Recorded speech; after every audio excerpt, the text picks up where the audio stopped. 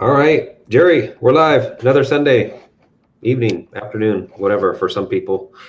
It is what, May 22nd, and I mean, shoot, what a freaking crazy week this was in the market. I'll kind of recap my week, and then also you can go over your week as well. Did definitely force me to make some moves and all that. Well, proactively, kind of like we've talked about in previous streams, right? Like this was something that I decided to do, but and I'll kind of talk about that. So, just to recap the week, I made $881 last week for a total of $1,700 for the month so far. And I mean, with that week that we had, what Tuesday was down, Wednesday was really down, then we kind of I guess came up Thursday and Friday a little bit. So, um, you know, when things look ugly like that, I had a couple things in the money, and I kind of just decided to cut those losers before Vega took over and just kind of made what loss already was into an even more extreme loss, right? Like a $500 or $600 loss, could turn into a $1,500 loss real easy, right? So I just made the executive decision. I think my buying power got up to like 57% or something like that at one point. I just decided to take a couple of losses, cut some winners out as well. And I love to do that. I love to really offset my losers with some winners and actually post a positive day, believe it or not, which is just a trick of mine.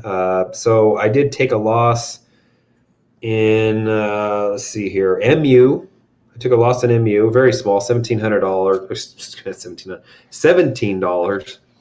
Let me get that right. I took a loss in Spotify, $660 loss in Spotify. And, unfortunately, that was one that actually ended Friday out of the money. That's happened to me a few times. I'd say that happened to me at least 60% of the time, 70% of the time, where I take something off for a pretty big loss, and it was $660 in this case here. And by that Friday expiration, it's out of the money. Yeah. But if you're wrong, right, like that $660 can turn into a $1,500, $2,000 loss pretty easily. So that's the reason why I decided to just take it off, take the $600 loss off, and play that game. I did end up rolling out, MasterCard as well, and then end up taking that MasterCard off from the roll from last week and turn that into a profit. So just cleaning up a little bit of stuff. I got out of ServiceNow. ServiceNow is another one that I got out of. And if I can find that freaking thing, where is that some biatch at? Right here. So ServiceNow is another one of those ones where it was in the money. I decided to take the loss off while it was relatively small. I didn't like where it was going. If you look at a chart, it looks pretty weak. $165 loss on that one. Not a big deal, So still turned out a gain for the week. Still up $1,700 for the month. So sometimes you just need to do that, And those ones, MU, ServiceNow, and Spotify kind of just looked weak. Wasn't real happy about them. Didn't like especially I would say Spotify and ServiceNow. So just took the loss and offset it with some gains, and that's just a trick I like to use. Kind of keeps you feel like motivated. You're going the right direction. You're not really down, right? Like you're not down on yourself for the day or anything like that. So that was the recap for me, Gerry. And as we sit right now, I'm sitting at 38% buying power, and I actually just enabled portfolio margin, which is not active yet. So that would probably bring it down to roughly 25%.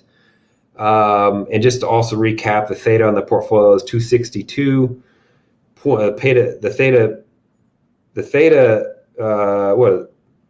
theta percentage is 0.1. Portfolio delta 20. And I guess that's the SPX delta, so that's 200 if you times by 10. And then you got the portfolio Vega at minus 486. So that's the recap for me. 35 positions on and 55 contracts total. So give us a rundown of how your week went, because I know you ran into some issues as well. Well, luckily I had Titanic hands, and I was able to hold the ship up, right? I kind of lucked out, I guess, because I played it, like you said, there's some times where, what if you're wrong, right? Luckily, I wasn't wrong this time, because at a point last week, my portfolio usage shot up to like 72%. And I did nothing. Wow. I sat there. Man. I sat there. And it was nerve wracking. It was quite a bit nerve wracking, but I ended up taking a loss only on. I didn't roll anything, but I took a loss on one position, and that was Becky. That was BEKE, which is a Chinese real estate company, and they were coming up on earnings. I had put this put on quite a few weeks ago, and I was hoping that I knew earnings was coming up, but I was hoping to get out of it before earnings. Well, it just kind of just sat there, and it didn't do anything. No decay, no anything. So it got to the point where, okay, earnings is coming up. I didn't trust it, and I took it off for a loss, and I lost 62 cents on that trade, and that was my loss for the week. It ended up being where I would have been fine if I would have just held it. But you don't know, like you said, if you don't trust something, if it doesn't feel good, get out of it. And luckily I was able to get out of it for a small loss. Other than that, I had Intel 55s that were in the money for part of last week. And I really was considering getting out of that. And Thursday and Friday just kind of helped me and got me out of that position. That was it for last week. There was another one. Fizz was right there at the money, and luckily it burned off a little bit on Thursday, and I got out of that one.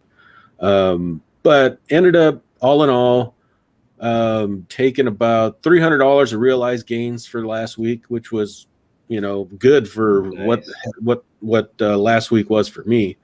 And now I'm sitting at 45% utilized. So that was a big. You only took a 60-cent loss last week, and you had a gain all of last week, but you only took your biggest loss was only 60 cents.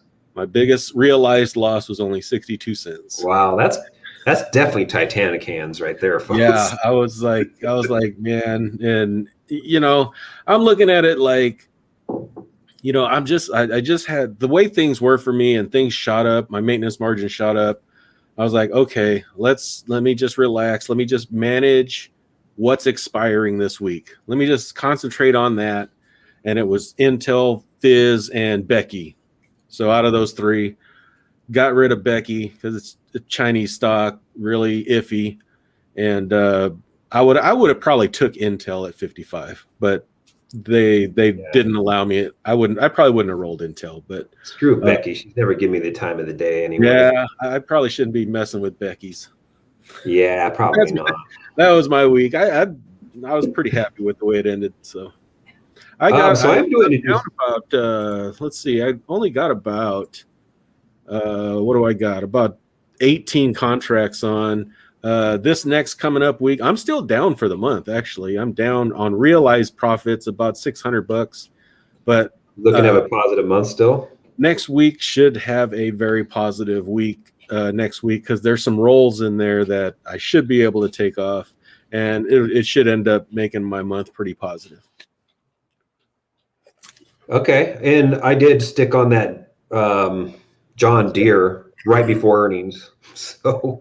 Ended up working out in my favor. I actually put a strangle on it, and it worked out in my favor. I actually took off both sides, $100 gain on the put side, and then the hell did I make on that? Maybe I'm pretty sure. Oh yeah. Oh, I take that back. The call side's still on, so left that side on. I don't think it's going to get up there, but let's say $5,900 of baking premium on right now, and I have started a new strategy, so. I've been building out basically stuff going all the way out. Let me see here. 30 to 45 days. So I got a lot of stuff baking for June 28th, June 18th, and I'm starting to build out July 2nd now. So right now, July 2nd is $1,400. June 18th is $1,700, and then June 25th is $1,700. So I'm starting to, every time I take something off, I throw it out a week later to get to that 45 days. And that way, hopefully I can take stuff off 7 to 14 days, with days to left, I guess, and days to, DTE. That way, hopefully I don't have to deal with that whole Vega issue or, Titanic hands. And this, I think I came up with that. I don't know if anybody else has used that. I'm pretty sure that's a Davism, but probably Titanic hands is really the same thing as diamond hands. But I had no idea what diamond hands was. So I came up with Titanic hands because Titanic sank, and I'm not going to sink the Titanic, but sometimes you feel like you want to, right? I was able to get on the door. Which door? I was with Jack. Oh shit! No, I was with Rose. Sorry, Jack died. Which side were you on? The one that cracked in half? Which side? The bottom, the side that cracked in half, the bottom side, or the top? I was side? on the top of the door. Welcome everybody. Lots of folks in here. We got Gerry's wife, which she's graciously said she'd come on tonight, so that's kind of cool. And obviously, I'm just kidding there. So she probably cut me for that one. There is no guest tonight. Unless somebody wants to pop in, let me know. I'll send you a link. Let's see here. Yep. Damien. Oh yeah, we got James here. Happy Sunday. And let's see here. Yeah, weekend's been good. Hit the like button. No questions, I don't think. Good evening, Dave. Richard's here. Chef Khan, he's got the hookup with all the women for sure. Probably a Becky too. Hey guys, Rebecca's here. All right, we've solved our. This is the best live stream ever because Rebecca's here and she's going to start options next week. Let's see here. Who's the better options trader? That's a good question. I think we have different strategies though. So yeah, we have totally different strategies. You got to find what's for you. That's the thing with options. It's like there's no one size fit all thing. No, I think I put on 5 calls last week too. So that's another thing I'm getting into. Again, I'm going on safer stocks and safer strikes. So I don't have to kind of deal with the whole Roku issue that Cloud Ninja had to deal with. And that way also I can make money on the downside if we have another Wednesday, right? Yeah. And I can just take that stuff off and then the market recovers. You just go back and do it again. So it's kind of what I've been doing with TQQQ as well. See, yep. I agree. Honestly, I've never dated a Becky, nor have I ever met a bad Becky. But this case here, Becky was bad to Gerry. So, well, Becky, I mean, that's just short for Rebecca, right? So, not necessarily. There's Becky's. You're right though. Becca could be short for Rebecca. Becky could be short for Rebecca, but Becky can just be its name as well. True. Right. I stay away from Chinese stocks, but that is just me. Yeah, I agree. The only Chinese stocks I'd probably ever trade are probably Baidu and Baba. Baba for sure. Baidu secondary. So who the hell is Becky? Gerry, you want to talk about Becky? Becky, well, she's a Chinese lady that does real estate over in China. So. Yeah, it's not a REIT though. No, it's like a, I don't know, Century 21 or like maybe a Zillow. It's something like that. It's like a combo of that we would know here in the States. I thought when I first saw it, because you posted it, I thought it was Beneke. Beneke? Beneke. That sounds familiar. What is that? Beneke. Isn't that like a automotive or something? I don't know. I was gonna say that sound familiar, but no. Let's see here. Beneke. Yeah, I don't know. Maybe I'm wrong. Beneke. Or is that the? Oh, I think I know what you're talking about. That's dang it. Yeah, I think I know what you're talking about, but well, I could be thinking of the Beneke or whatever from freaking Breaking Bad or something. Who knows? I don't know what my brain ever thinks. So rough month, but glad everyone is making it through. Yeah, Thumper had a pretty rough couple of days. He's in some leaps, and I'm only in 2 leaps. I averaged down on my rocket leap. So now I got 2 contracts. I'm only down $140, so it's not going to kill me if rocket goes down. And but if you're long a lot of leaps, it can definitely hurt you on some broad market sell-off days for sure. Let's see here. Yeah, long dated DT. Yeah, I'm starting to like it. I'm definitely starting to like it. I don't have anything expires this week at all, which is so. Let's see. Yeah, I don't have anything that expires this week at all. And next week, I only have one for not next week. Sorry, the week after the expiry of June 4th. I only have one contract on. So Wow. Yeah, I don't have anything off of June 4th. I only have one on June 11th. My calendar's full for June 18th, though. but that doesn't mean that I can't start taking June 18th stuff off, right? Right. Like that's the whole thing behind it anyway. Is like once it's up 50%, or if it's even solid, I might even wait a little bit longer. I can just take them off and then start rolling stuff out to July. Was it July 2nd? Yeah, July 2nd. So you start building that one out. So that's the plan. Unconsciously, I have been gravitating toward 30 to 45 days. And I don't even, when I go to an option chain, I automatically go 30 to 45 days out. I don't even look at 7. I don't look at 14.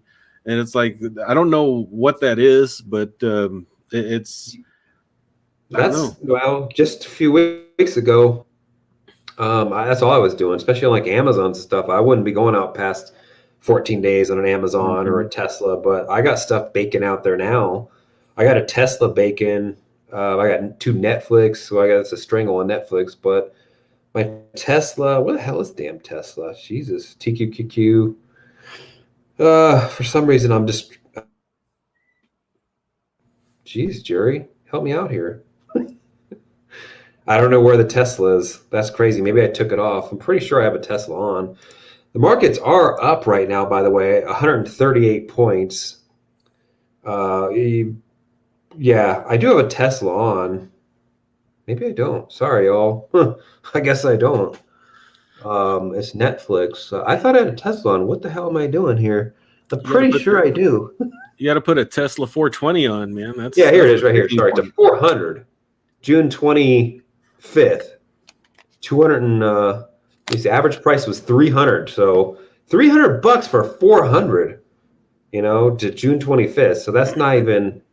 Well, that's about 30 days at this point. So I gotta check my spreadsheet and make sure that got added in there. Yeah, the markets are up. But what's this? Titanic hands. Oh, okay. You know what? Oh, good. I'll make a special emoji for Titanic hands. That'd be good. Diamond hands is kind of, a lot of diamonds went down with the Titanic. A lot of gold went down with the Titanic. A lot of silver went down with the Titanic.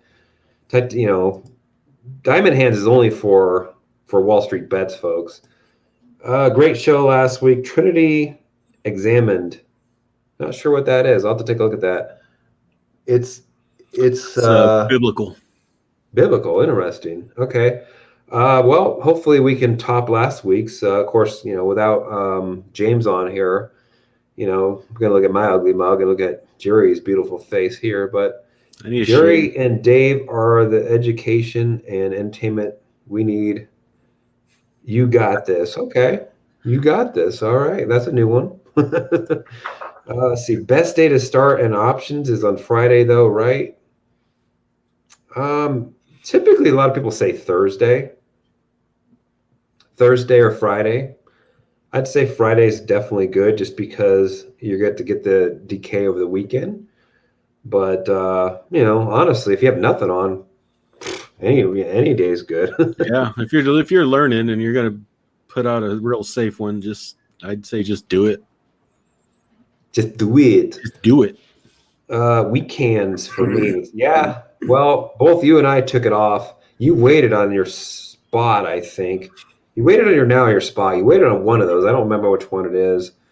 And I bet you both of them will be out of the money by the expire. I mean, Spotify was. I bet you now would be too. But that's just the way the thing goes. Rebecca got it, and James got it. Meineke. Yeah. That's it. Meineke Meineke. muffler. Mufflers. Yeah, make sure you get your muffler bearings changed and your muffler fluid and all that stuff, folks. Yeah, You don't want your forget car- blinker. Don't forget blinker fluid. Yeah. Flux capacitor. They're now back in stock at Walmart. Let's see. I think he's thinking, man, yeah, shit, whatever. There's a Beneke on freaking Breaking Bad, though. Dave, you used to yell 8 for doing long dated. I was, yeah. But, Yeah, you but know, wait a minute. You were doing like 3. I never did 4 months short stuff. dated stuff either, though. No, but MDB was doing like out to October, November or something like that. Yeah, well, I mean, That's a little different. 45 days is not long dated, though. Yeah, right? Long dated is like 6 freaking months, 90 days. There's a benefit to going out to 30 days versus doing like a 10 day. I probably still would do a 7 to 10 day on some things, like an Amazon, maybe. Because Amazon, you just never know what could happen in freaking 45 days. But yeah, there's that sweet spot, right? There's that sweet spot. If you go long dated, then you kind of just sit there and do nothing, right? You're not. There's no decay going on until it hits a certain point, and that's that 30 to 45 day point. Yes. And then it gets better from there. So that's why we didn't like the long dated 90 plus day out stuff. And Tasty Trades did, and so I figured I'd try it. So far, I'm liking it. I mean, literally, I got nothing expires this week, and only one expires next week. And that part of that just has to do with that I just started doing this about a week or two ago. So I don't have stuff kind of bleeding off that far. But I honestly don't really have anything. I'm probably not going to carry most stuff all the way down to 7 days, So that's just me. I don't think I yelled. Well, I take that back. I might have yelled at you. But you were doing like, 120 days out or stuff, that's not the same thing. Look at watch that video, it kind of like just starts out flat, I guess I should put it in the screen, flat. And then it kind of goes like this. And then the last 7 days, it's like almost straight down that decay.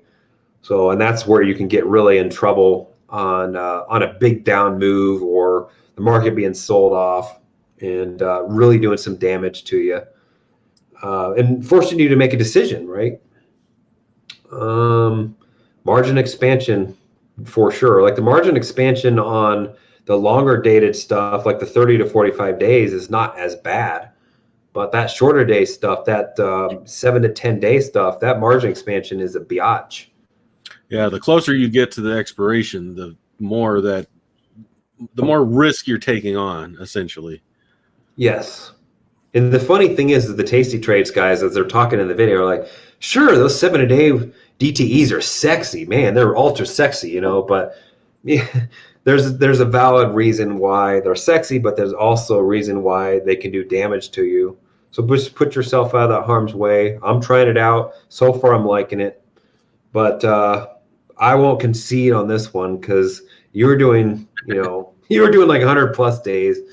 So try the shorter date stuff. I don't know if I haven't been following exactly all your positions, but try that 30 to 45 days out and see if you like it. I do 7 to 12 DTEs. I sometimes do 15 to 22s. I was there with you, Richard. I think it's a case-by-case basis on what like stock you're doing too. Yeah. Like some stocks like an Amazon or Tesla, you might feel comfortable with a 7 to 12. Like do you see Tesla dropping down to 400 in 7 days? Probably not, right? You see Amazon dropping down to 2,500 in 10 days, 12 days? Probably not. But when it comes to ETFs and stuff, you can go out further, and will doing the 30 to 45 cut in your profit? I don't know. That's good. That's a good thing to actually test because if you're rolling stuff out every week, right? Well, that's not called rolling it.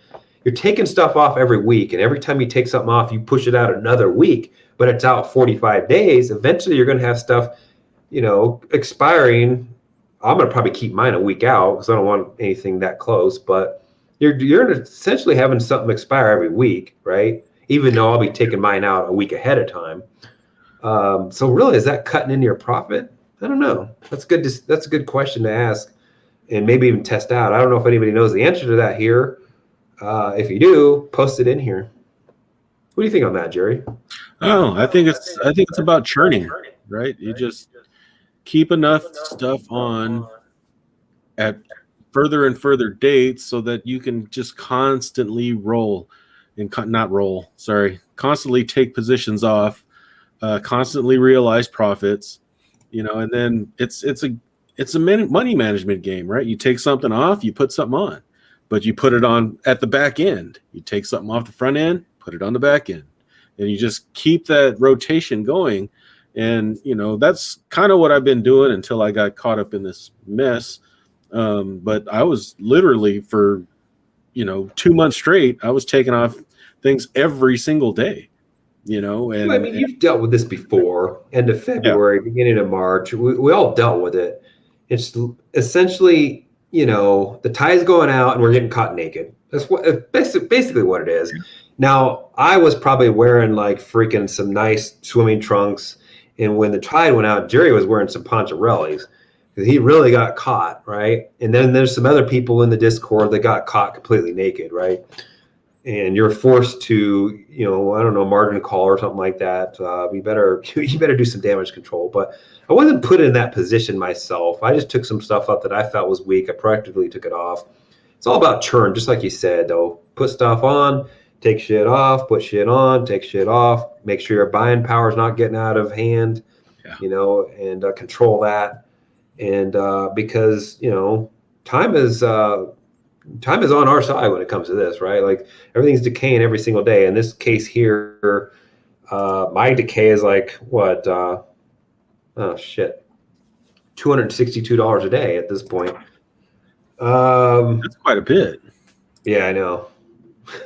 I have a lot of premium on bacon right now. Not quite as much as Thumper, but and I've been going a little bit more aggressive with my strikes too, going up to like the 10, and some things cases up to 13%. So we got Richard here. I have a Tesla 480 for 528. So I got you beat on that one, Richard. I don't know. Maybe it didn't get added to my my spreadsheet. I got to check to see if it did, but I don't see it in there. I'm probably just the Tesla I have on is June 25th. So I got you beat. I'm down at 400. But you probably made more money off of it than I did. But so, yeah, take advantage of those down days if you can by having some.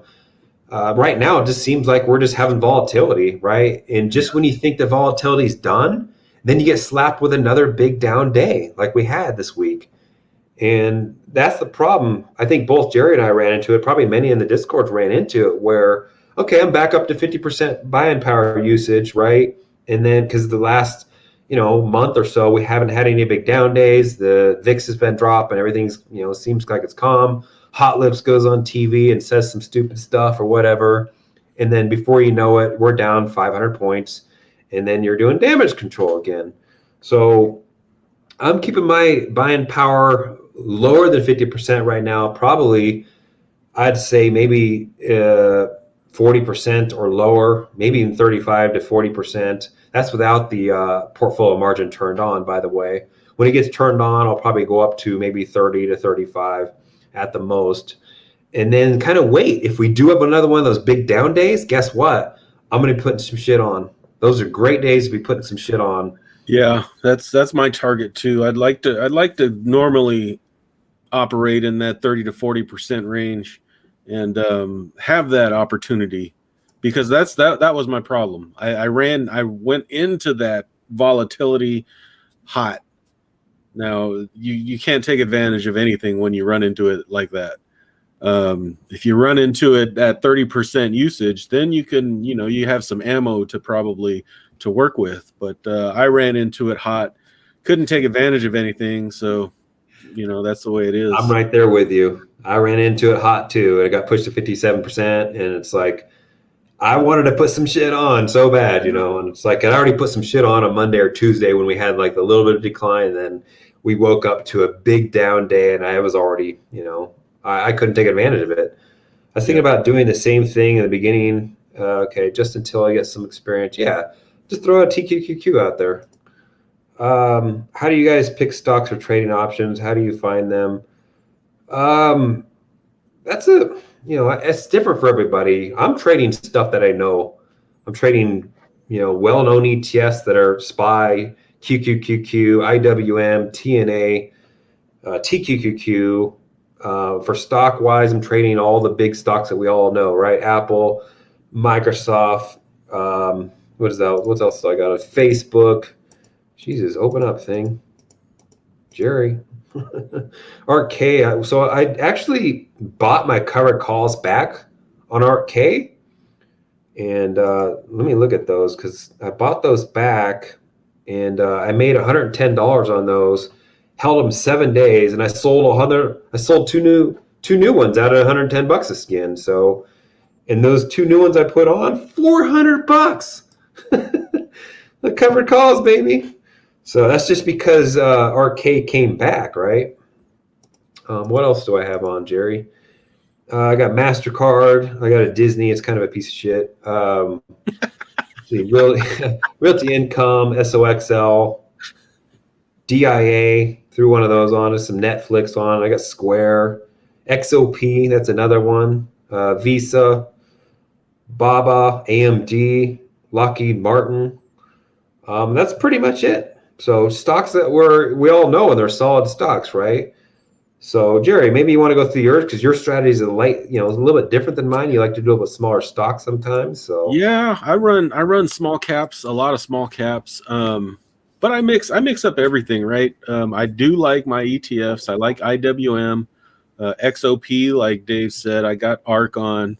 I do play TAN once in a while. That came and bit me last week, but it's back in the money again. So I'm happy there. Your sunburn? I got sunburn on TAN. I needed one too. I got a strangle on Overstock. Smith & Wesson. I always play one of those. Vizio, Winnebago.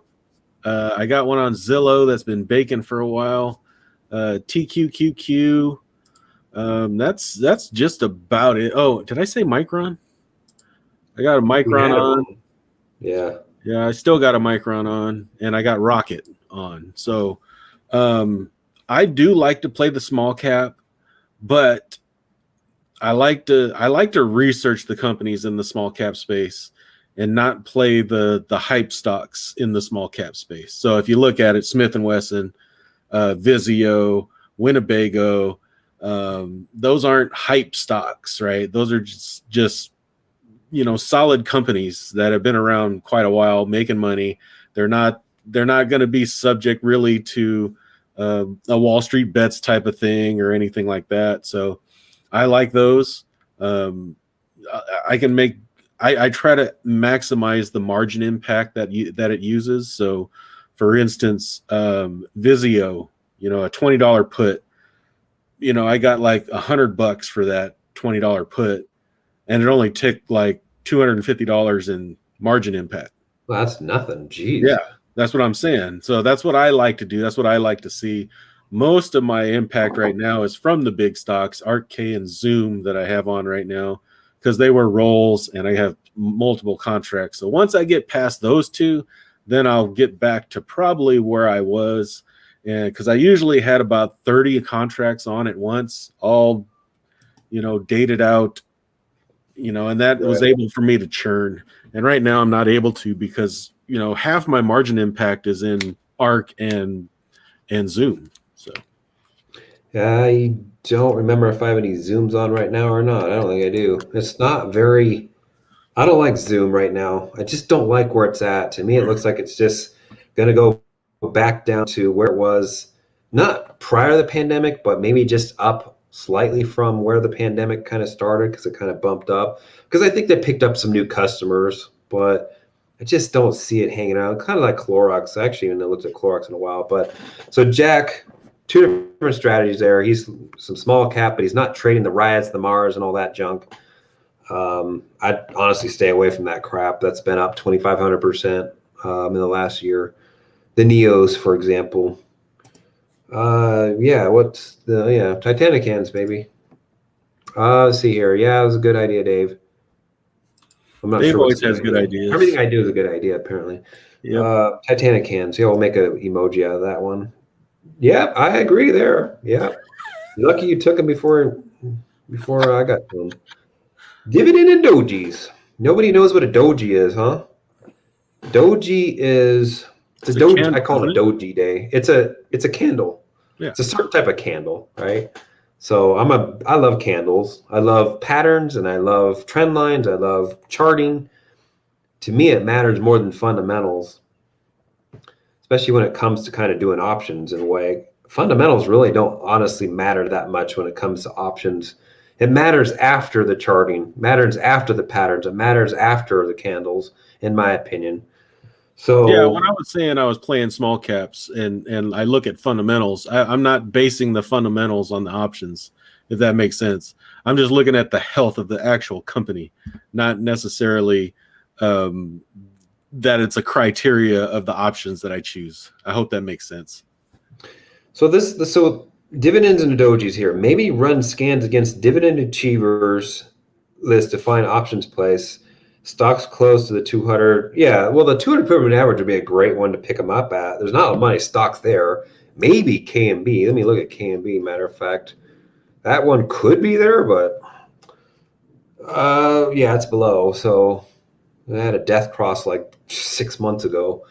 KMB is still cheap at this point, but honestly, I don't know. I doubt that there's a lot of money on KMB. Clorox is another one, but it just wouldn't be one I would play probably, just because I feel like it could still go down more. I mean, why would Clorox continue to benefit from the pandemic? They're not, right? So this here it's kind of tough because there's gonna be a lot of stocks that are just not going to pay anything with dividends. Yeah. Excuse me, dividends, options dividends. In this case here, like Procter and Gamble and all that junk really don't pay anything. Um, you know, he didn't really mention aristocrats or kings or anything like that because I know Microsoft and Apple aren't, but they pay good options premium, right? Or decent anyway. So what do you think about this one, Gerry? Yeah, I look at screens sometimes, but and those things are hit and miss, to be honest with you. I just like to play the things that I know. I'll run an option screen, like I'll look at put volume and things like that. And there's a lot of things out there, right? There's a lot of freaking companies out there running options, and it's like, what the hell is this company, right? Never heard of it, don't know what it is. It's a freaking pharmaceutical or some crap like that, and it's like, I don't want to mess with this stuff. And so I just do a quick scan, and I'll find something that I know. That's kind of like how I found Smith and Wesson. It was like, oh, I know that company. Then I start looking into it and things like that. So I don't rely on screens, to be honest with you. So Do you do Thor? no. No. I did. I used to. But remember I had I got to choose between one Winnebago or Thor. I don't want to run both of them because No. I got in trouble before running both of them. Yeah, so that's a good point Gerry brought up. Try to keep your stuff de-concentrated. Yeah. Try to spread your sectors out a little bit. I mean, obviously, I'm on heavy tech because tech pays quite a bit when it comes to options, but I do try to have stuff on that's not correlated. James brought that up. It's a very good point as well. He actually goes out, spreads it way out to gold and silver and oil and treasuries and whatever else. And Yeah. What GDX for gold and treasuries. I don't know what he was doing for treasuries, but TLT, I think. TLT. Okay, yeah, I'll look at that one. When I look at it and it pays $20, I'm like, it's just not worth it. But you can throw five of them on, I suppose. So this is a complete opposite, 180 flip here. I used to use 90 days. Now I'm doing weekly. That's like freaking 180 flip. That's funny. What made you go from 100 or 90 days plus down to weeklies? It could be the stock choice too, but futures up. Yeah, futures are up right now. They're up 100, 138 still. We got Rebecca. Let's see here. Hey, Dave and Gerry. Hope you're all doing well. We're doing fantastic. Hope you're doing well as well. Let's see what Blake 21 DTE. Yeah, 21. 21's 21's not bad. Yeah, I think I was right around there before. 15 to 20, somewhere around there before. It worked, but I'm trying this new thing out to see whether or not it makes life a little bit easier. Plus, I don't have to deal with the whole expansion in the last 7 days, the risk there. Hey guys, glad you got some green this week. Yeah, not the type of green you're probably thinking of, but we definitely got some money. Wes Gospel. Is he prime time in the Discord? Yeah. All right. Prime time. Hey, we appreciate you coming in on Thursday night and chatting too. Wasn't that Deion Sanders prime time? I don't know. I don't know anything about football. But you know Deion Sanders was football. What's that? Then how did you know Deion Sanders was football? Yeah, because I heard the name. I never know what inning, the game's over or anything like that, So I'm waiting for like the 18th hole, and they're still throwing the ball around, and anyway, I don't know anything about it. Don't worry, MD. He used to give me the stink eye for doing. That is true. I used to. There's a difference there between me giving Thumper the stink eye. Thumper would still do like a 30%, probability in the money with a 30 plus DT. And that's not something I would do. But it's working for him, so whatever. That's probably the reason why he gets a lot of middle fingers from me. We live, learn, and adapt. Exactly. I'm trying it out. I'm not like, nothing I'm saying here is like, hey, you got to do this, otherwise you're not going to make any money. Like it's, Gerry's doing his own thing. He's making his own money. Thumper's doing his own thing. He's making his own money. I'm doing my own thing. I'm making my own money. James is doing it. Primetime's doing it. MDB's doing it. And until you get a lesson that gets slammed down your throat, and you learn something and say, okay, well, maybe I'm not going to be doing this anymore. And you change your just like you adapt, right? You change the thing that you've been doing. And I don't like, that expansion at the very last, few days or whatever before expiration. So I'm going to try something new. You got to eat some of those once in a while. Yeah, I think so. I beat you, Dave. I have a super Dave safe Tesla. Yeah. Well, guess what? I'm going to beat you next week. I'm going to put one on down at 250. I'm going to go out of 12 months on it. Just kidding. I won't do that. Let's see here. I tried calculated ROI by premium strike, then divide by that time by frame. Whether it's a week or days, that way you can compare apples to apples. And yeah, you can do that. Yeah, well, I mean, I can just look at the history of what I've been doing in my spreadsheet and then kind of run some numbers there and then compare it. Yeah, I don't know. We'll see. I would add to that's kind of a blanket statement. I don't want people to think that that's what you do. Whatever's the highest is what you go for, because that can get you in trouble. Absolutely. So that's good to calculate that, but that's not the end all be all to just go for the one that has the most return. That's something that Thumper does, though. He kind of weighs it against his buying power, and it's something I've been starting to do a little bit, try to maximize the buying power. But honestly, it's like I'm looking for shit to put on then, right? Because I'm out of stuff to put on. So I'll throw stuff out there that's still, has like I have 10 O's on right now. That's taking $9,000 up in buying power. And it's like, was it? Yeah, it's $9,500 in buying power. So, but I mean, is it going to get down to 6,250? Probably not. Actually, wouldn't even mind taking it down there. Do cover calls against it. What portfolio margin, Dave? Please explain. So portfolio margin is just another way. to calculate buying power / leverage in a way, right? Like, I think we're all like Gerry and I, and most of us are probably all in Reg T. It's like I don't know if that was a sec. Is that a sec requirement? It's a sec term or something, Reg T, right? It's normally 4-to-1. Some places it could be 2-to-1. I don't know. Portfolio margin is kind of weighing the risk against all the positions in your portfolio versus individually, I think, or rules based. I think it's rules based, right? So it's looking at your portfolio, kind of your long positions, your short positions, common, and then kind of doing risk analysis there. And then the buying power, the maintenance margin is less than what a Reg T margin portfolio would be. So in this case here, I'm at 40. What am I at? I hope I'm explaining this right. Jesus, Gerry.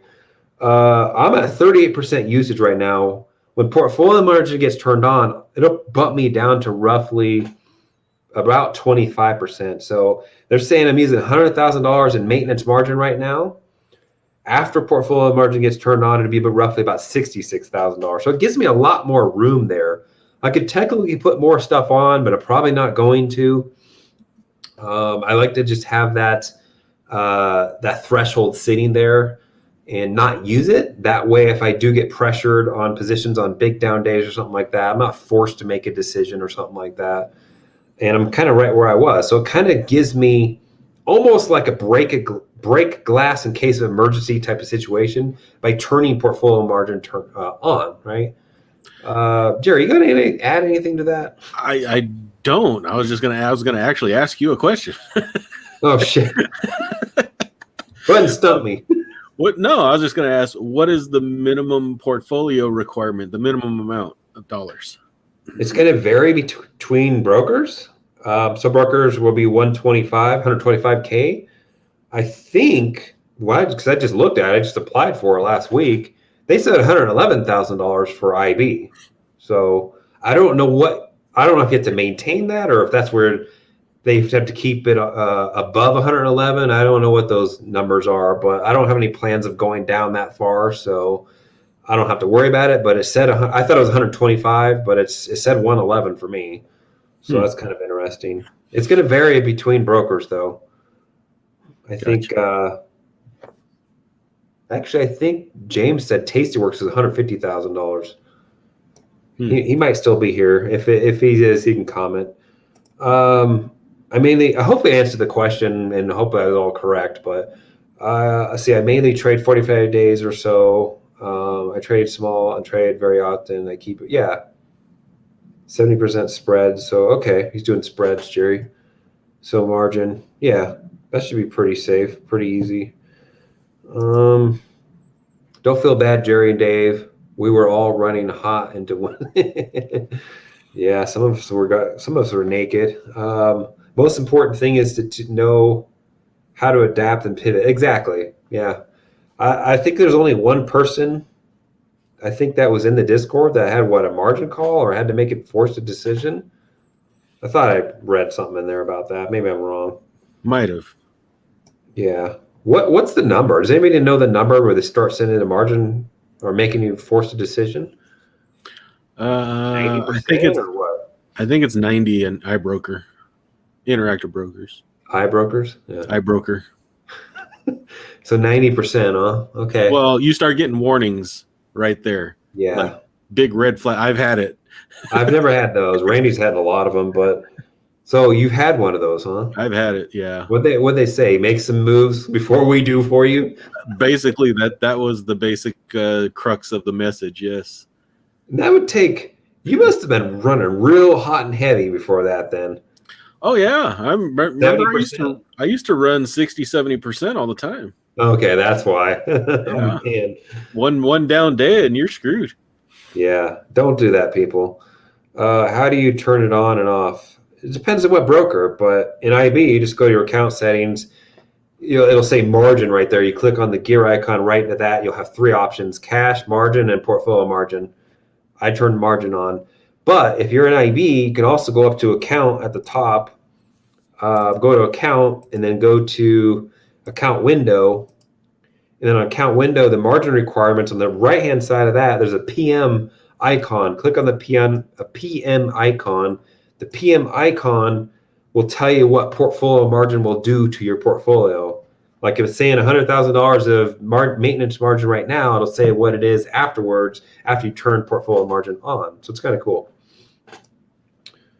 Richard, let's see here. Apple, Tesla, Square, Snapchat. I think they have more users than Twitter right now at this point. They talked about it on CNBC actually. Netflix, buying power. BP's buying power. Yes. Oh man. Let's see here. That's BP, obviously British Petroleum, Exxon. So, what's BGS? You know that one, Gerry? DGS Foods, Jolly Green Giant. Really? I didn't know that one. That's a very small cap too. It looks solid though. Yeah, they were a pretty big high yielder way back. It would have been a Gerry special back then. Jerry Springer special on that one, folks. Man, did they benefit from the pandemic? But it's all come back now. It's an interesting company, the way they're run. They're just run off acquisitions. That's all they do. They just look for stuff to buy up and turn into, profit. And if they don't find things to acquire, then they're kind of screwed. They run extremely heavy debt load. So they're extremely heavy debt. Yeah, PEG, price to earnings growth. It's 6% yield. It's got it's in the green. Short float is like crazy high on it. I probably wouldn't touch it just for that. Of course, the short float really doesn't hurt you if you're selling casket puts against it. Right. You know, if you're selling naked calls against it, I wouldn't be touching that thing with with naked calls. Correct. No freaking way. 25% short float. All it takes is a Wall Street bet attack, and that thing will probably push up back to where it was, like $46 or something. But I wonder what the premium is like on that thing. I'll have to look. It's just okay. It's not. Well, I mean, you're in the consumer staples area. There ain't much there. Yes, James is correct. It's doji, not dojo. It's doji, so it should be an I there. So doji just means a decision. It's basically a candle. It looks like this with like kind of a center in it. So it's dropped down. It came all the way up, and it came back down. So it kind of made like it's not a spinning top. It's called a doji. I don't know. I thought a dojo was like a Karate Kid thing. Yeah, that's exactly what a dojo is. Small body, yeah, exactly. Small body. It has a head and a tail. Normally, it's exactly. I mean, I could show you one, I suppose, but I don't even know if there is one on BG. It's too small of a chart to show you anyway. Do you use RSI? I don't use RSI. I'm a stochastics person personally. I like to put slow and fast stochastics on my charts, and that kind of gives me an idea if it's oversold. And obviously, it works for every time frame. So if I was day trading, I'd use a 1 minute chart, and I would use stochastics. Some people use MACD as well, kind of tell you whether it's when it's flipped. But when I was day trading options, I used ADX, and that was my favorite one for day trading options. I don't even think I have the ADX on there anymore because I'm not day trading options anymore. So what else have we got here, Gerry? To determine if overbought. No, I'm not using RSI. I would just answer that. So stochastics for me. Gerry is a genius. His Winnebago brought to you by Winnebago Options. Yeah. I'm assuming you're gonna buy your Winnebago with options is what I think he means, right? Yeah. With Winnebago options. Yeah. I'm gonna make Winnebago pay for my Winnebago. Yeah. Does your Smith & Wesson pay for your gun? It does. I guess my let's see, my Amazon pays for my Amazon Prime. Let's see what else. AT&T. I'm not doing AT&T right now. What do you think about AT&T? Just curious. Some people have complained about us not talking about stocks in the options disc in the options stream here, but anybody can ask a stock question too. You're asking option stuff. What do you want us to do? This is your show, y'all. Yeah, exactly. So let me just say that. Oh, go ahead. No, I mean, I was just kind of thinking like with the AT&T thing, I thought, okay, well, this is good. Like, okay. And then, I'm like, cut some of the debt out, pay for this, pay the debt down. But, I'd have to I didn't dig into it, honestly. I have not dug into it or anything. So I don't really know how much of the income came from Warner Brothers, Warner Media, or whatever the heck it was called. And how much is that going to cut the dividend, right? It's like it seems so stupid they'd put themselves in a position to cut the dividend. They're a dividend aristocrat, right? Like, why did they put themselves in a position to do that? And so that day that it popped up, I sold 200 shares that day. Sorry, I sold 160 shares that day. I'm holding 200 shares. So I sold a little bit out of it, and I'm glad because it tanked the next day, it kind of just sold off. And I mean, look at a chart. Like, that's a good example there where people just, it goes up and like, oh man, finally AT&T's turned around. Then it's just like sells off the whole day and then goes red, and it's like, it just looks ugly. So I'm glad I sold it. And I'm just kind of curious what everybody else thinks about it. What are you going to say about it, Gerry? Yeah, I was looking, there was some options there, option premiums there for T. Looked pretty good for a while. I just couldn't pull the trigger because I just thought, there could be a lot more down to this. I don't know how much the market is thinking of this as negative. I think it's probably going to be positive for AT&T overall. But, they're going to not be an income stock anymore, right? They're talking about reducing the payout ratio to 40% off of, I forget what it was. Depends on how you calculate it, because they calculate it like 54. But if you look at Seek and Alpha, it's like above 70, I think. So there's different ways to calculate it. So I'm assuming they're talking about Did you hear? Was that information came from AT&T, or is that like some other? No, that was from AT&T. But see, before it was calculated 54% on this number, which included the cash flow of Warner Media. So now it's going to be 40% of the cash flow that doesn't include Warner Media. So it's definitely going to be reduced, right? So I just think, our income investors going to flee, or have they already flown the coop, right? They haven't all flown yet, no. So that could be, there's going to be ETFs that are going to have to unload this stock. Exactly. So why would they unload it though? Well, if it has, if they don't meet the criteria of the index, like Noble, for instance, they can't hold AT&T anymore.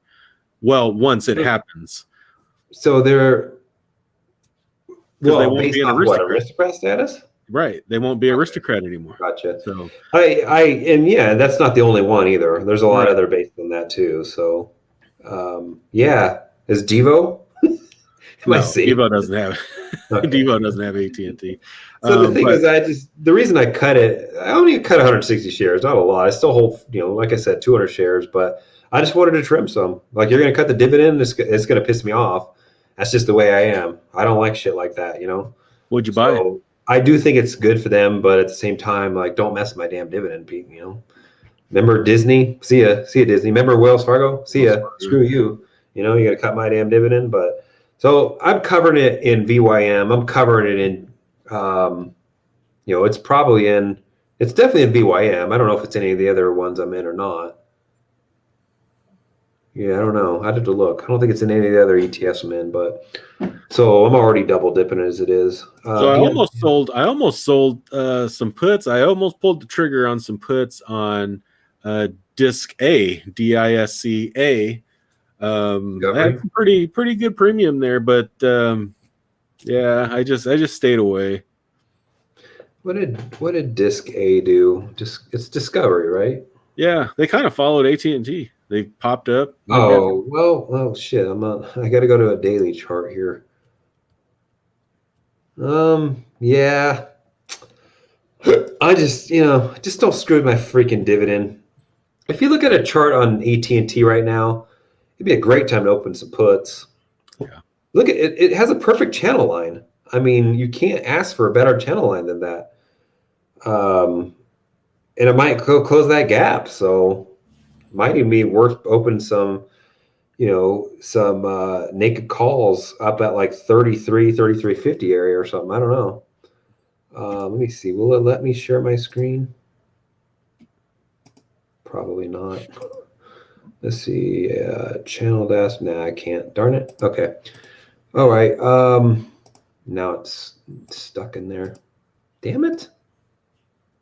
Damn it, Gerry. Entire screen block. Oh well, I screwed that up, Gerry. Damn it. That's all right. Yeah, but I don't know. I think AT&T is still up in the air there. There we go. Take that off. Okay. Yeah. So I did sell 160 shares. I kept them just to anticipate maybe a dividend cut, and I don't know. Maybe I'll cut the whole damn thing. If they cut it too much, I'll cut the whole damn thing. Deal isn't supposed to be finalized till mid-2022, so yeah, I'm not going to worry about it right now. Yeah. I just took a little bit of profits off of it. That's all I did. Reduced the little bit of risk. I'm going to beat y'all. $50 Tesla going. Yeah, 50. They don't even know if that strikes that low, do they? I doubt it. 50. Well, maybe if it goes out like freaking leaps or something. Yeah, he wants to go 2 years. 2 years out. Let me look at Tesla here. How far out, MDB? He said 2 right below. 2 years? Yeah. Holy shit. Hey, you know what, Gerry? There's June 2023s on those now. Yeah. Oh, yeah. I've been meaning to tell you there is. There's a couple of stocks that have finally got the June 2023s out. Give me a stock. Well, what stock would you do out that far? Is that all? Let me see. Try QQQ or TQQQ. Yeah, so TQQQQQQQ. Let's see here. I wouldn't probably go out that far. Yeah, they're only at June 2023. So there is some stocks. Tesla makes sense. I bet you like Amazon probably does too. Let's see. Amazon. Yeah. Yeah, there's June. So it seems like all the big stocks kind of got June 2023s. He's right, though. There's a 50 for Tesla. Oh, QQQ's got December 2023s. Oh, wow. Jeez. I'm going to have to look at those. 2 years. Okay, sorry. Let me rephrase. Let me rephrase it. How do you turn on your margin against your portfolio? You have to have a margin account. Margin account requires 25K. Unless there's some other type of account I'm not aware of, but a margin account is 25K. Yeah. And then to turn on portfolio margin is a separate thing. Yes. If you have 25K or above, you can go in there and apply for it. It's probably, it's like I said, it's probably set to cash right now if you have less than that. But alternative investments usually have to answer some questions with your broker.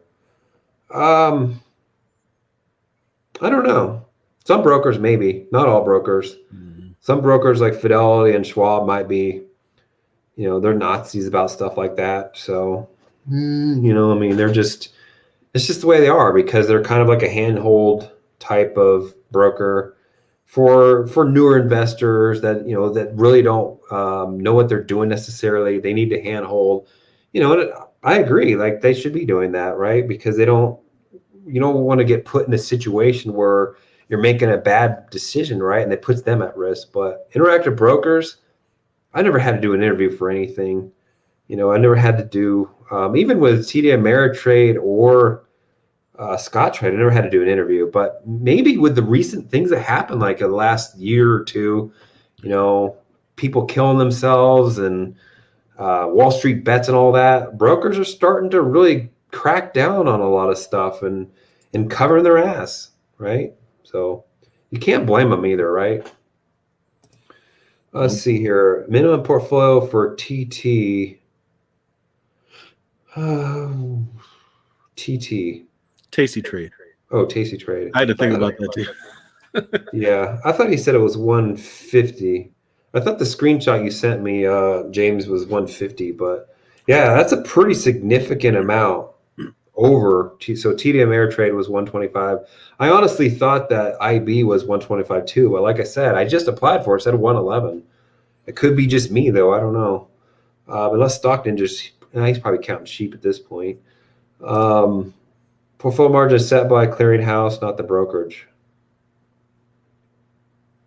Okay, that's interesting.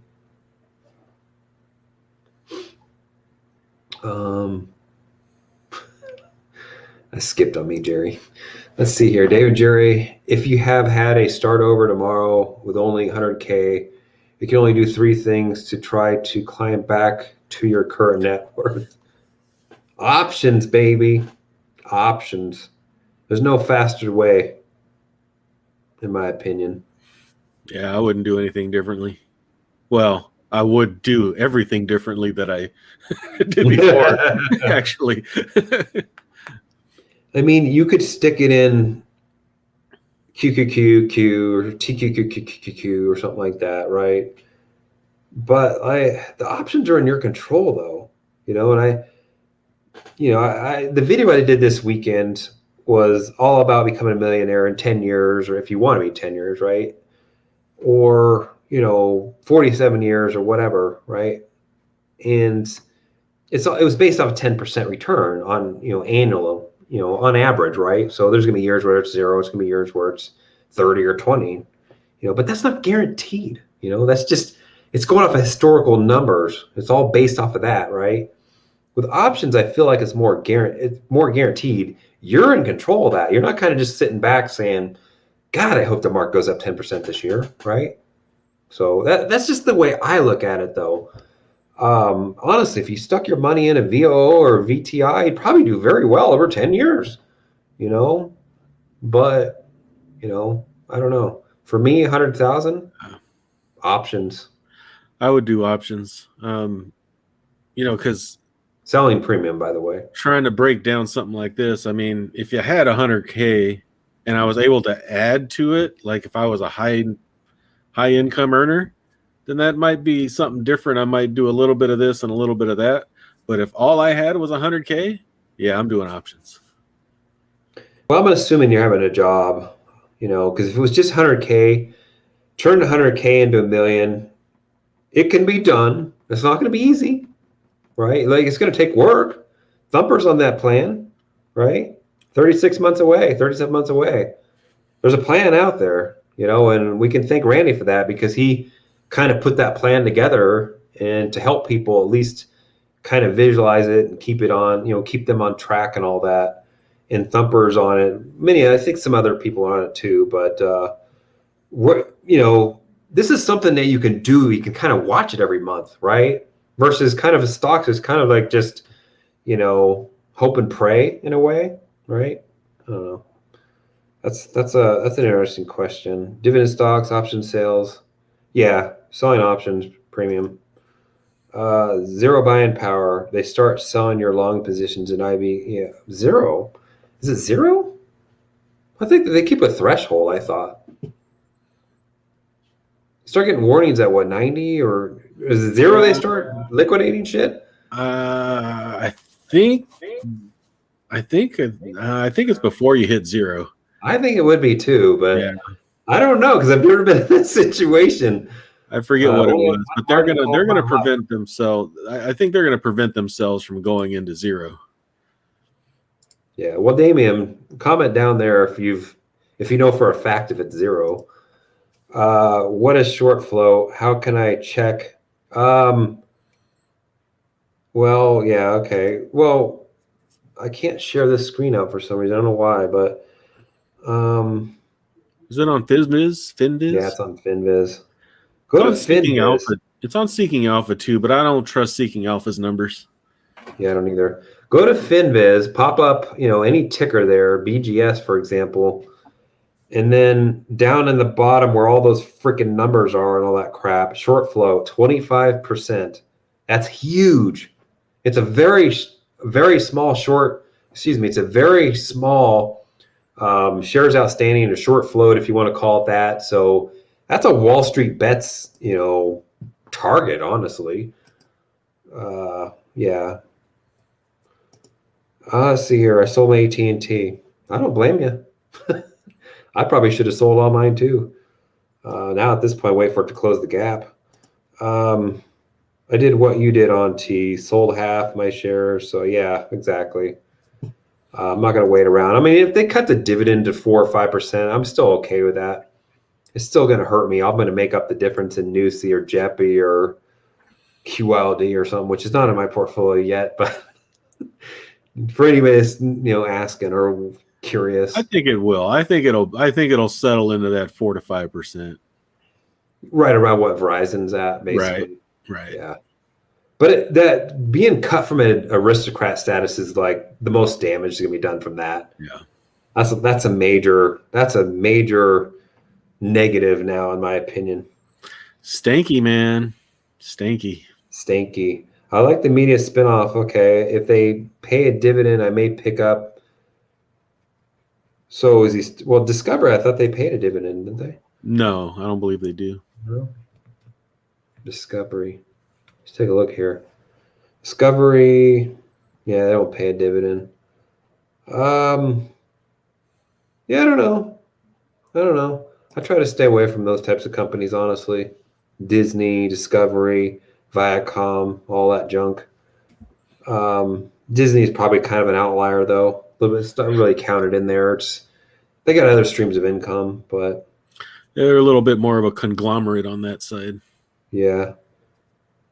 So this is interesting. So why would you pick up shares of Discovery just based off of this? I'm kind of curious.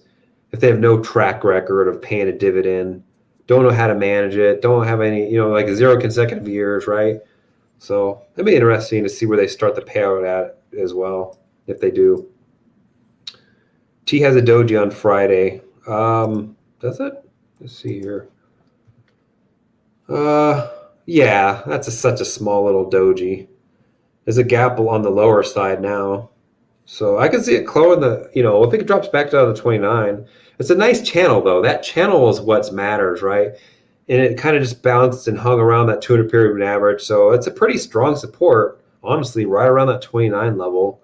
If you could sell some puts, at the 28 or lower, I'd be by my guess. I'd be look down there. If I get probably not worth anything down there. That's the problem, right? There was when they were down there. The 2750s look pretty good. I had my eye on them. I just didn't pull the trigger. If it closes the gap on the lower side, which is a very small gap, by the way, I'd look at opening some 2750s or something. Night, folks. I'm an old lady with an early bedtime.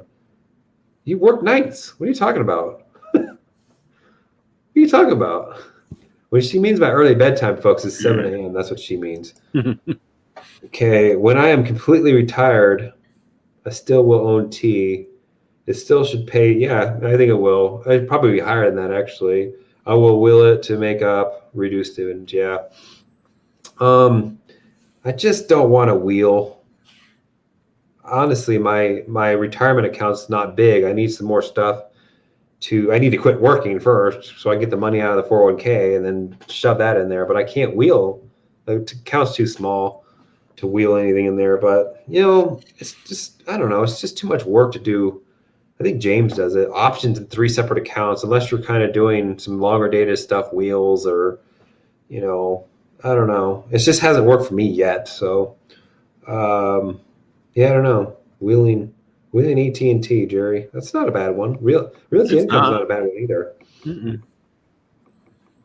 I think that's fine. I think you're all better than me. You think you're all better than me? You think you're all better than me? Come on, Cletus. It's Matt Money there. He's trying to do it. That's no Taxi. You talking to me? That's from Taxi Driver. Old movie with Robert De Niro in it. Not Rebecca's car, by the way. So TD required a test to turn on portfolio margin and 2-year option experience. Yeah, it doesn't surprise me. Yeah.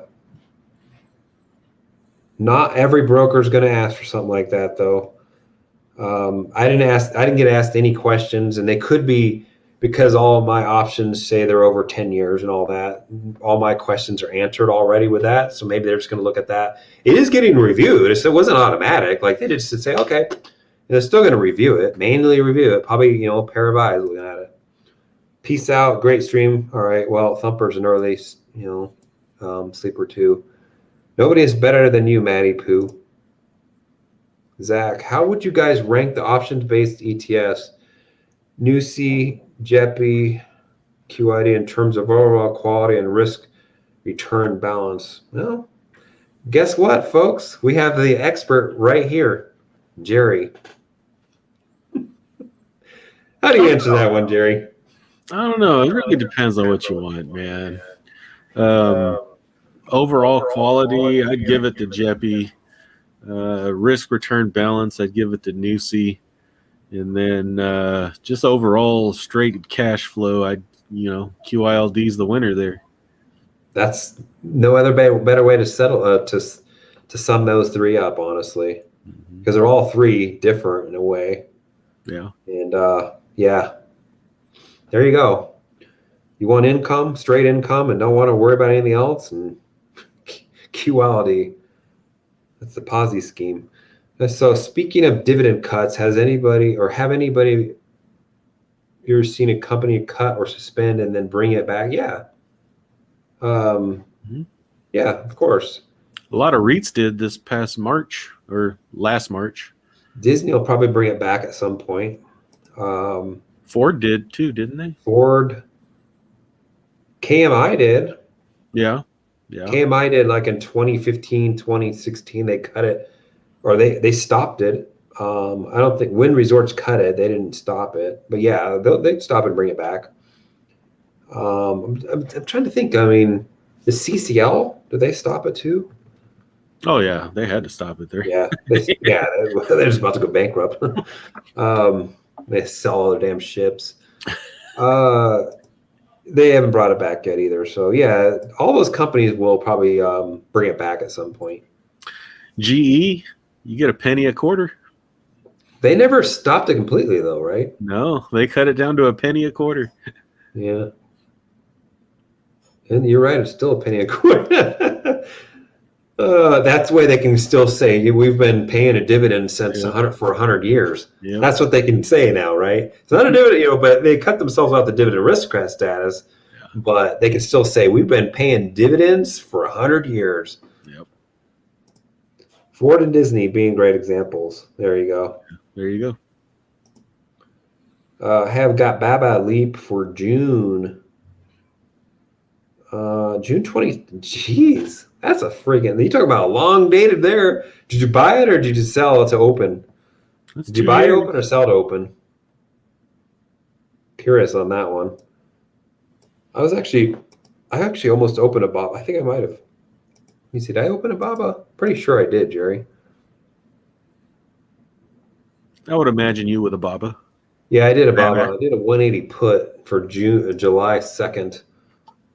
And by the way, folks, there is a 3-day weekend next weekend. So I will be putting some extra shit on. It's Memorial Day, right? Was it Monday is the holiday? I think so. Let me see. Memorial Day 2021. It's May 31st. So yes, I will be putting some extra shit on Friday or Thursday or Friday, depending on what's going on. Just be aware of that. Free day of decay. Great webinar. It's a webinar, folks. That sounds fancy. I know it does. Margin account just needs 2K with IBKR. That's a different type of margin account, I think. It's not a Reg T margin account. Yeah. I don't know. Yeah. It's so hard to keep all that shit straight because there's a SEC requirement and then there's like, every broker does their own thing. And it's just, there's a cash account. There's a margin account where you don't have to deal with, that's not a Reg T account. You know what I mean? So I don't know. If anybody knows knows for a fact they work for one of these companies, let us know because I don't want to spew the wrong information. But a margin account is $25K. That's a Reg T account. So there might be other types of margin accounts though, where you don't have to deal with a PDT and all that shit rule. Let's see. Hello, I am French of Reunion. Hidden Freedom is great. I'm French of Reunion. Reunion Island? I guess he's from French of Reunion Island, huh? Reunion Island. I've never heard of that. What is that? I think there's actually an island. Let's see here. Reunion. It's a French department in the Indian Ocean. Oh, Indian Ocean. Reunion Island. I've been to Reunion. I actually got deployed in the Indian Ocean. Diego Garcia. I don't know how far away from this is. Oh, that is cool. Diego Garcia is so small you wouldn't even realize it, where it even is. Biot. Okay, so it's off the coast of Madagascar, by the way. And I guarantee you, if Dan was in here, he'd probably know that. So Probably been there. Yeah, maybe. Welcome, Pete. Let's see here. Fact: they sold my QCOM at a loss. So okay. Yeah, they don't care what they sell. No, I'm actually kind of curious what they like. Was that the one that was using the most maintenance margin? You know what I mean? Like, I think isn't there option in there to liquidate first? Yeah, you have to go in and for each thing, you don't have to choose it for each one, but you can choose liquidate last, liquidate first. You can go through all your positions and choose those. So yeah, there's that option, and there's also a fire suppressor option as well. Close all positions. It'll let you do like 25, 50, 75, and then just close everything. I've used it once on IB in my life, and it was just because I wanted to try it. So it wasn't with options. It was just there was some equities in there, and it was all up. So I was like, yeah, let me try this. And it's kind of cool. It's like a Halon freaking effect, you know? So, let's see here. I added 50K. You know what? I have to say this because they just pushed an update out on TWS. Now there's an option in there on how to take futures delivery. So if you're not aware, futures, like, you have to be careful, because if you're doing like oil futures or something like that, what happens if this shit you get assigned, right? Or whatever.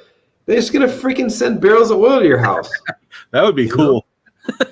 So you're doing gold futures, they send freaking bars of freaking, gold to your house. Well, they have a futures delivery option in IB now. How to handle that? Do you want to take physical delivery of this shit or not? Right? So it's in there with this brand new update. It's kind of funny. Anyways, be careful if you're doing futures. If I sell a put on Boeing at 220 and buy a put at 210, what is that called? It's a spread, isn't it? Spread, or it's a bull put. Yeah. Is what iBroker calls it. I don't do spread, so he's buying the protection. He's buying a put at 210, selling 220. It's called a spread or a bull put. The purpose would be, but the 210 is going to cost more than the 220. So he's not making enough money to pay for the put. No, the 210 would cost less. Spread? The 220. If you sell a put at 220, you'd collect more premium than it would take to buy the put at 210. Yeah, so normally you go the other way around, don't you? You sell the 220 and you buy the 210. Yeah, that's what it says there, Dave. Oh wait, sorry, he's doing that. Oh, sorry, that's a credit spread. Nope, it's a debit spread. No, take that back. You just keep the difference. The 210 is going to cost less than the 220. Yes. So it's a credit spread. Sorry. For some reason I thought the 210 was higher than the 220, and obviously it's not. Oh man. Anybody that does freaking spreads here, you put it in the comments, because I don't do spreads enough. But I just know that 210 is going to cost less than the 20, and he's buying that one, so that means that's a credit spread. It's not a debit spread. And if you're wanting to do that, yeah, you'd want to have them both expire on the same day. And that would be a bull put spread, right? A bull put spread, and what it'll do is it'll actually reduce the margin impact of that trade as well, because you're owning a put. Yeah, and I mean, it's just for smaller accounts, in my opinion. You can do it. It's not. I don't want to say that. It's not for just smaller accounts, but I wouldn't be doing them. Like I can. Why not just go all the way down to a 210 or a 200? Jeez, right? Yeah, if you got the account, I guess you can. Yeah. So Yeah, I'm not against them. It's just not something I'm going to be doing. I would rather just go wider than what the spread's going to give me. So it's just buying insurance, and I hate yeah, insurance. but some people like to do that with big accounts too, right? Yeah. But smaller accounts, it's almost necessary to do spreads in a way, but you don't do them. So it's called middling the football pet. I don't know what bets. What's that? I don't know, but the screen name. Yeah, I like that one. Wong Hung Lo. Probably his real name too. I don't know. I've met some funny, interesting names, man. Two Shit was a good one. Let's see here. Anyone been to Danny, California? I've never heard of Danny, California. I've been all through that sumbitch state, everywhere in that state. Danny is not something I'm familiar with. Gerry, you know that one? No, not familiar. Let me look. Danny? The hell is California? Yeah, he's blowing. I mean, he's blowing smoke up our ass, I think. Danny? Yeah, you know what? There is no. I think he's blowing. Typical freaking Cody. What is PYLD? I don't know. I'm familiar with YRLD. Let's see. RYLD. PYLD. There's RYLD, there's XYLD. I don't know of a PYLD. XYLD. R. Y. Q. I don't know of a PYLD. There is no PYLD. What's come on, Alex. Come on, please. I was looking on the keyboard, seeing if there was something like he fat fingered something. I just did the same thing. Like, there's nothing close to P. There's no like R, nothing close to it. I did exactly the same thing. QYLD. So those do pop up, and they do pop. What if it's brand new? Is there a brand new one we're not aware of? Not that I'm aware of. There is a new Nasdaq Etf that I might be looking at here shortly, but it's kind of crappy. There is no, in my opinion. There is no PYLD unless it's like a physical, like metals, ETF or something like that. But I'm not familiar with that one. Drop another comment in there. I'll get to it. I mean, I don't know how far I'm behind, but Ryan Giffin's in the house. Did you post a video yet? Bitcoin Cash. Dude's up like 120% or something in his Bitcoin. Sorry, 2,500% in his Bitcoin Cash. 120 odd thousand, $150,000 or something. Bitcoin Cash. I would have taken that shit like 15, 20 grand. That's just I don't know. I don't know how people hold on to those kind of gains. I got to give people that's diamond Titanic hands for sure. The opposite. I don't know. Popping in to say hi. Hey, go check out his channel, by the way. That's how I sum it up too, Gerry. Must have been talking about those ETFs. Yep. GW, you're my hero. He's Oh. everybody's hero. Let's see here. Buy to open. So he bought the open. Bought a leap on Baba. Baba. Was on Baba. That's probably not a bad play. I don't know. So Baba's kind of been on a.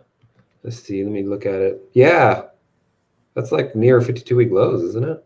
196. Yeah, it got down to like close to it. So that's probably not a bad bet. It's just I don't know what type of buying power that would. Buying power. I don't know how much those leaps would cost. I'm sure they're not cheap.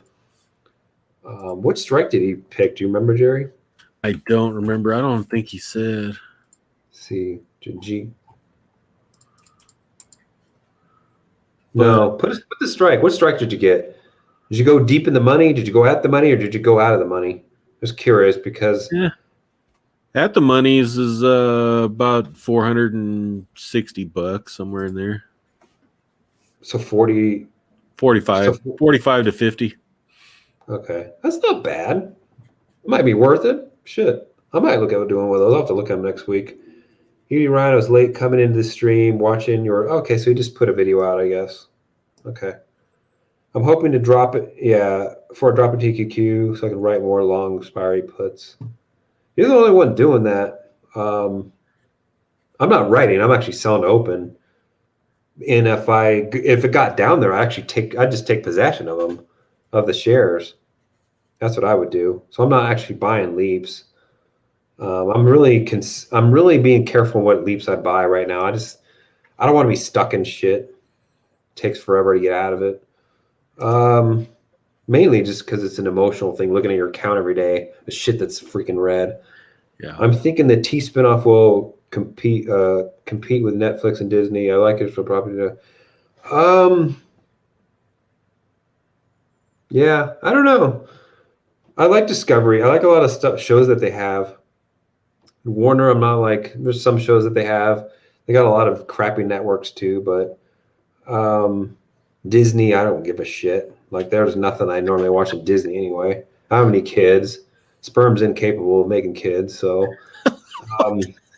yeah, I don't know. I can't find a receptacle to have kids with. How about that?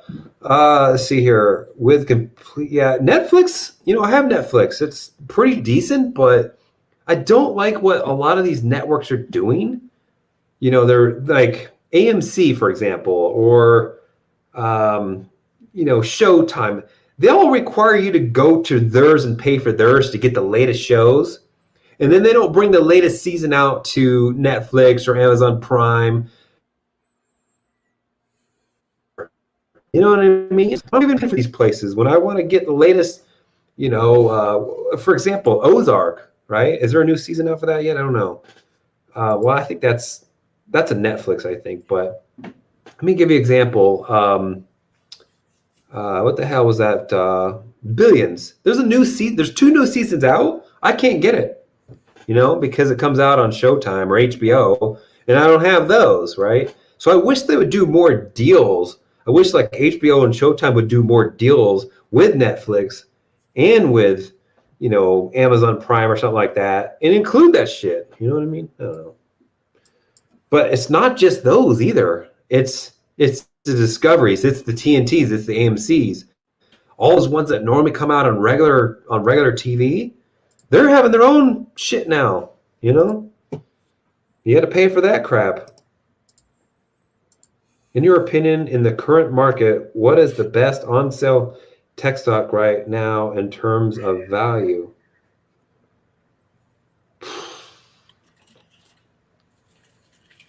Baba? Baba's pretty cheap. I don't follow stocks very much, but I'm gonna have to go with the usual Intel Cisco combination probably there.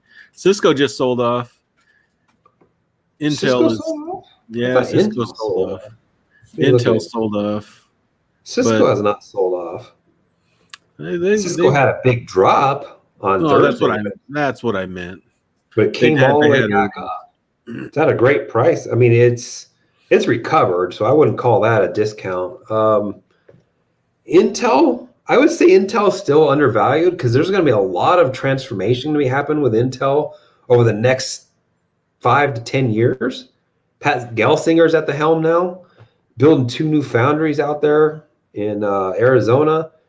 I just give them time. The transformation's happening. I'd say that's a pretty good discount still.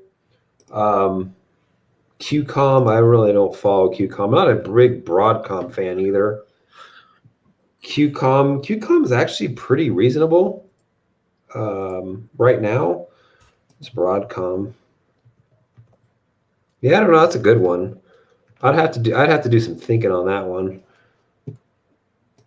Yeah, Intel hasn't recovered as much, but a lot of people probably just say it's just range bound, but give them some time. Nvidia, I don't really know. AMD, probably not. Nvidia's doing a stock split, so that'd be good. Are they? Nvidia. 4-1. That doesn't help. Doesn't help with freaking premium. No. What are they doing? Like a 4-1, 5-1? 4-1. So it should bring So them down to the $600. under 200, 150. 600 divided by 4. Yeah, 150-ish. All right. Well, it's overvalued though. And just like with anything, anytime there's a split, guess what? It immediately becomes undervalued in the eyes of whoever's looking at it. Yeah, exactly. Honestly, nothing changes with the valuation when they split. If it's an overvalued pig before the split, it's an overvalued pig after the split. But people think that it's cheaper because of the stock price. Don't fall for that. Most people in this chat probably already know that, but some people don't. Right? It's a put call spread. Yeah, this is credit. Well, you can call it a bull spread too, right? Bear spread, but it's a bull spread because you actually want it to go up, right? I spread butter on, but that's about it. Is that a BUTT? Yeah, that's what I was wondering. I spread butter on but. I'm assuming it's BUTT, but I could be wrong. It's a bull put spread. Yeah, there you go, bull put spread. Because on it, you want it to go up. That's where you make your money. Even though, yeah, it's opposite what you want. But let's see here. Popular red chili pepper song. Yeah, that's what was popping up when I was searching it. So I'm glad you got away from your standard Neo question you always ask. Good night. See you, Damien. Costed me $9,000. So that's what I'm talking about right there. I don't want to dump nine. Well, he probably bought more than one, I'm assuming. No, 140 strike. That's probably where it's at. A 140 strike. So it's Baba. Yeah, that's where it's at. Oh, so it's at the money. No, that's No. way below. So he's trying to remove some extrinsic value. He's doing a PMCC on it. He's doing a PMCC. Oh, there it is right there. Oh, he didn't say what side he's. What'd you sell the cover call side on? I'm just curious. The 140, huh? Yeah, that's probably not a bad one to make some money at a PMCC, but it's not. That's scary too, right? It's because it's at the liberty of whatever China wants to do. I believe in Baba. Like that's one of the best stocks to own for China stock, in my opinion. But man, I don't know. It's rich for my blood. New ETF weekly dividend pair. What do you all think? What's your take on it? I haven't looked at it, but it's probably from SoFi. SoFi's have that. I think the Tgif is the other one. So weekly is the actual ticker? Yeah, and they pay weekly every Friday. You get paid like a payday every Friday. It's not worth it, y'all. It's just the more often it pays, the more management fees. The more the management gets to get paid, and the compounding that you think that you're doing is really not. It's not that big of a deal. Don't fall for it. It's probably that is true. I did the TGI. I looked at the TGIF. I did a video on it, and it's freaking junk bonds. It's Nah. Let me ask this question, Gerry. Does TGIF pay on Friday? I hope they do. They do. Thank goodness it's Friday. That's actually pretty smart, but you're exactly right. If you look at a compound interest calculator and you calculate monthly versus yearly, it does make a difference, but it's not as big a difference as you think. Yeah. Right? So weekly over monthly is not going to make a bit of a difference, really, much of a difference. Mm-hmm. The monthly versus yearly will make a difference, but not, it's just the weekly. Yeah, I just, unless it was like QLD that paid weekly or something like that, I don't know. Yeah, they're just, it's a good plot for them to, get some assets under management, because there's going to be a bunch of people that are going to say, "Oh, this sounds great," right? So that's Well, just you the way get it paid is. weekly. Honestly, like you have bills that you get paid monthly. You just even if you got paid quarterly, okay, you get paid $10,000 quarterly. You split it up, okay, and have this much to live on. And you pay your bills for the next 3 months. And it's like, if you don't know It's how to all manage about, money, then maybe there's like a daily dividend payout one. yeah, that would be bad. Yeah, it would be. You have to pay them. Let's see. Would it be okay to temporarily run at 50% for? Yeah, I think so. I would definitely be careful though. Like it depends on what stocks you're in. 50% and you're in some really risky stuff could be trouble. If you're in Yeah, riots and Mars at 50%, that's trouble. If yeah, I you're in don't like mind getting. Microsoft and Apple's and really solid ETFs and all that, I don't see a problem with it, but it wouldn't be something I'd do all the time. I'd probably. Yeah, I don't mind running into the weekend at 50%. Did you say weekend here? No. Uh, Oh, you did. Oh yeah, yeah, 50% of the weekend. Yeah, I probably wouldn't have a problem with it. Um, I'm gonna, like I said, it's a 3-day weekend. I'm gonna be bringing my buying power up, my buying power usage up before the 3-day weekend hits. So, would you advise for or against this? We pretty much answered that. So hopefully we answered it. Do you know if doing options? Yeah, there he goes, busting our balls. Do not do those. Simple. June 18th, 204 credit. Okay, so that's his cover call side. Wait, $204 in credit? yeah, on a 225 strike. Oh, okay. So let me see, 225. Got to do the math.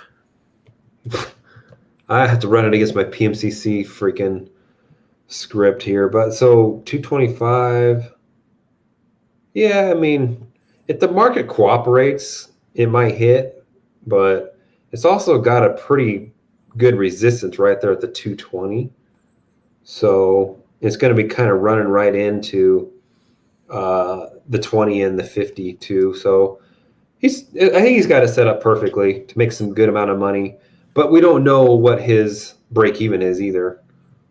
So it was whatever strike is plus whatever his premium is. So does that bring him up to what? Jagjit? Is it Jagjit? God, He I hope I paid said. $9,000 for the 140. So that's 90. 90. That's 230. Oh, that's a little more than his break even, right? Was it 140 plus 90? 140 plus 90 is 230, right? Yeah. Or is It's my math 230. wrong? I'm It's just doing it off my 230. head. But he says 204 credit. So he said it was a 225? Well, he's getting 204 credits, so maybe that's making up for the difference of him selling under his break even. Yeah, I don't know. 225. So it is a 225. Yeah, I don't know. That's 204 credit. So it's a $200 for credit, or was it a $2 credit? I'm assuming it's not a $2 credit. I don't have the chain popped up, so June June 18th. 18th, 225. Yeah, it's around $2. So $204. So you're under your cost basis. That's like a big no-no with PMCCs. But if he got 9,000 or 9, so 230. Did we establish that? Yeah, 230 minus the $2 on the credit received, so he's 228 at a 225 strike. Yeah, that's that $3 will do some damage. yeah. So here is it right here. It's 230, but if the stock reaches 225, the lease will be worth. Yeah. Okay. Yeah, I've never done it that way. that's the thing is when you sell your PMCC kind of right at your break even, you're kind of capping yourself to almost a break even. if Right. it were to move, right? He's also probably just, hoping it doesn't go in the money. Yeah. And then the next time he can make the money up or something, lower the cost basis. I don't know. It's not something I would do. I would keep mine above the break even. Yeah, I like to make the money on that first run. Just so you like if your break even was 230, I would have probably looked at the 240. At least you gave yourself, some room for the stock to run. Well, you could have probably went to 235 too. Or that. Yeah. So yeah, it's just, yeah, I don't know. My PMCCs, the times I've done it, they get disconnected and all that, where this one's in the green, this one's still down. It's like, you That's definitely have kind to of be a careful with them. problem. That's the other problem with PMCCs is selling out of the leaps. The spreads are usually way wide, so sometimes you can But when not. you buy them too. Yeah, exactly. It's really critical when you buy and when you sell. Exactly. So hopefully that works out for you. Join the Discord. We want to know. It's free. What do you think will win NBA Finals? You skip Mikaru, bruh. Yeah, I was just gonna say they normally start in June, so I think. God, I forgot about NBA. I haven't watched any. I'm a big No, NBA fan too. it's going on now. It just started, I think. Yeah, I think so. Oh, maybe I'll have to start watching it. Darn it! Who's You who's in skip, it? Who's yeah, in I don't even know. it? But you skipped Mikaru up there. How Oh about shit! Sorry. AMC? How about AMC for options for owning for to go to watch a movie? I was actually I'll be transparent. I was looking at AMC this past Friday because they had that little bump up for a couple of days and then they started falling. So I started looking at some of the options and I was looking at a month out at about a $7 strike. I Buying or actually selling? selling. I actually put in an order to sell 4 of them at $7 at a $7 strike, and it never filled. So I walked away. Believe it or not, yeah, okay, it was a Wall Street bad attack stock, but it is a legit company, right? Like they're still around. They're still, you know what I mean? Like they're not gone or anything. Um, I probably, and if you look at a chart, honestly, it looks like it's kind of fallen like a trend line a little bit, so it hasn't really sold below that. They are making comeback. Yeah. Probably wouldn't be a bad one to buy a leap on, honestly. And the reason I say that is it's got a big short float. It's still a Yeah. Wall Street batch to tax, but at the same time, I don't think it'll happen again on that stock. A lot of the brokerages stopped, we're preventing that on certain tickers, right? That's probably one of the ones they're preventing.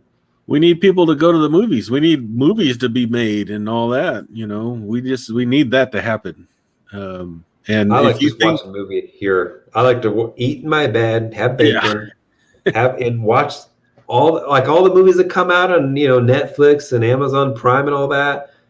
Came out in see 2021. I don't got to go to freaking movie theater and deal with people and all that that's stuff. the issue. That's the issue. Is a lot of people have done that, and they've done that for the past year. Are they gonna give that up and go back to the movie theater and spend freaking, Of $100 course. for a family of 4 to go see a movie? There's diehard people that got to go there, get the nastiest popcorn in the world, that That's costs good $20. popcorn. You got to get the milk duds that are $10. You got to go there and get that and fight through the crowd. But honestly, I can say this. There's some movies that would come out that I would want to go see in a theater, right? It's just me. Like if a Fast and the Furious movie came out, I'd go there to see it at a movie theater. But in general, most movies, I wait for it to just come on TV or whatever. That popcorn's the best, Dave. Nah. Popcorn's the Kettle corn's good, but I, yeah, that's just that's a I come cardiac out of investment. there all greasy. Next day I got pimples all over. Worst butter in history right there. That'll give you a heart attack right there. You got to bring your own butter. You got to bring your own real butter to put on it. Let's see here. Who do you think? Yeah, we already answered that. Do you remember what I said a few weeks ago about AT&T? Yeah, but that was prior to the news. So what you can't basically say, well, hey, I was right. I mean, you were right, but you're not right, right? Because new information changes the game, right? Am I wrong here? No, I mean, unless he had some insider information that they were going to Yeah, make this move. if you made that call saying they're going to cut the dividend by you knew for a fact that they were going to split this off before that news came out, then you had insider information, right? If I knew, then I would have probably agreed with you. Okay, yeah, there could be a chance they're going to cut it, but that's not information I had. None information was out. So, yeah, I definitely will have no problem admitting I'm wrong. But that's the problem here is I'm basing off information I have, which there's no freaking split or anything. We're not spinning anything off, and there was no reason for them to cut the dividend. I kind of don't want them to cut a dividend now. Hopefully they won't. So it's 2:30, but the stock reached 225. Okay, yeah. Have a good night, y'all. Heading out for the night. All right, see you, Chef Con. In the Discord, post the trade as well. Okay, interesting. We want to know. That'd be interesting to follow. To give a tailored update for you two, LA. Oh, wait, what? That's kind of funny. Oh, this is playoffs. Wouldn't it be kind of funny if the Lakers? No, because that can't happen. I thought it was like the Lakers and the Clippers like made it into the finals, but that can't happen. So because they play in the same stadium, right? So it's kind of funny. Like, oh, we're gonna go back to the same stadium, and they're gonna change the floor because they got two different floors they put down. So and it's over an ice rink, by the way. That happened though. I think that happened, didn't it? It can't happen. No, it happened this past year when they had the lockdown stuff and they were all playing in. Nah, maybe I'm wrong. I thought it happened for the playoffs, but it can't happen for the finals. Yeah. Okay, my Nuggets, folks. I'm in Denver. See, I have been selling CCs on back for 3 months, learned the ropes. Now selling CCs on AMC. So you own AMC. That's just not one I would own, probably. Unless you got a real good price on it. I mean, there was times where you could have got in there at $2 or $3. Yeah. I hope you have it at like $4. Yeah. Well, let me look at a weekly here. Hang on. I mean, if the stock recovers, it's fine, but it kind of looks like it's a pennant right now. It's a pennant. Could be a big bear flag, but I doubt that. So yeah, I don't know. Well, if you have a lower cost basis, then yeah, I don't know. She's got an 868 cost basis. Shoot, I'd be taking profit at 860 if my cost basis was 868. Let's see, $12. Well, I mean, if you have 100 shares, that's like a couple $100. It's nothing.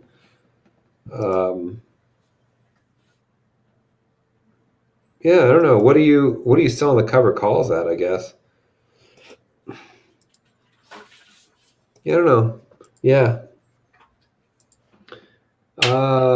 The cover call premium is pretty good on it. So is it? Yeah. Like what's a cover call? Like $18. You can get for if you go out to 26, go out to the 18th, you get $1 for it. But she's got a 14. Oh, a 14? A 14 is go out a month, $1.25. That's not bad. No. And I mean, if the company doesn't go bankrupt, that's a big concern right there to me. That's the biggest issue, right? The company don't go bankrupt because they're not the only movie company out there. You got Cinemark as well. Not Cinnabon, Cinemark. Cinemark they're all struggling, obviously.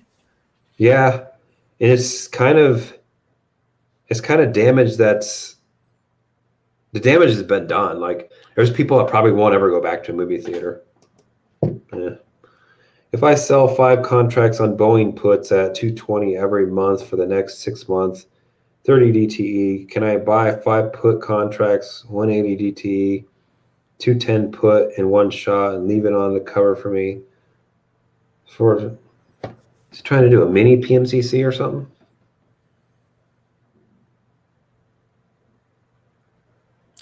He's trying to replicate the bull put without managing the bot put every month. But I think you have to have it every month. I don't know. But I don't know. James would probably know the answer to that. That'd be a good one to dump into the Discord and let James take a dump it look into at it. Discord. Dump it in Discord and at James. It's not James in there, but you know what his ticker, or you know what his Discord name is. You got the cover call, baby. I don't mind it being called away. Yeah, I would agree. I wouldn't either. Yeah. Yeah, I mean, $14. It was just there like 3 days ago, 4 days ago. So, best things to do in Vegas: keep it PG-13. Well, that pretty much, there's nothing to do then. I'll never go. No, I mean, honestly, if you get to Vegas, go to a circus. I've been to a circus in probably over 30 years, but it's very entertaining. It's very interesting. It's cool. So go see a circus. Go see Kyle when he's there too, doing his card tricks and stuff. So we're down at the bottom, folks. It's been an hour, almost 2 hours. We'll call it right here at 2 hours, which is right at 9 o'clock my time. Gerry, it's 8 o'clock for you. But everybody, have a great week. And like I said, if you got the buying power, put some little extra shit on for that 3-day weekend. I'm going to. Manage your buying power. Hopefully we have a good week. Let's see what the futures are up right now. Futures are still up 100 points, which honestly is not really much, nor does it really mean anything either. But thanks for hanging out, everybody. Gerry, you want to I don't know if anybody put the Discord link in there or not. No, I don't think so. Join the Discord. Subscribe to our channels. Check us out. Support everywhere. Yeah, I'll get the Discord link for everybody. It's free. Doesn't cost you anything. There's a lot of people in there. We have a Thursday night chat where we all kind of get together and talk options, talk shop, and on video. You don't have to be on video, although it's it's kind of it's not recommended, but it's I think it's more personable. Get to know you, right? I recommend it. Be on video if you at all possible. It's good just to put a face to names and all that good stuff. Talking to you, Mikaru. So, anyways, we'll sign you out right now, and let's all have a good week. And we'll see you meet Kevin for governor. Who's worse, him or freaking Bruce? Who's better, right? Bruce or him? I don't know. Just get me the hell out of here, Dave. All right. We'll see y'all later, everybody. Take care. See ya.